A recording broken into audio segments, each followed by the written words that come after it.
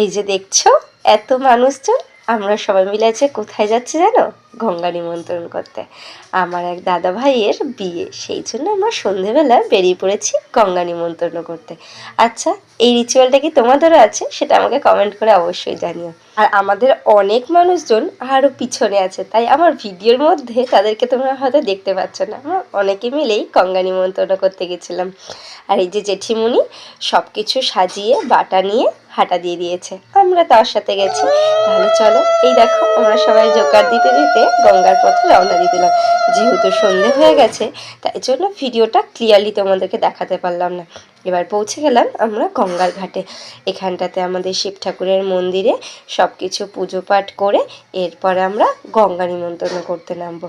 সেইখানের ভিডিওটা তোমাদেরকে দেখাবো, তবে তার জন্য তোমাদেরকে একটু অপেক্ষা করতে হবে। আমার দাদা ভাইয়ের বিয়ের সমস্ত কিছুই তোমাদের সাথে শেয়ার করব। তবে তার আগে দেখে নাও, এই যে গঙ্গা থেকে যখন আমরা উঠছি কত কাদা। আমরা এত কাদার মধ্যে সকলে নেমে গঙ্গা নিমন্ত্রণ করতে এসেছিলাম। কিভাবে গঙ্গা নিমন্ত্রণ করেছে আমার জেঠিমণি সেটাও তোমাদেরকে দেখাবো।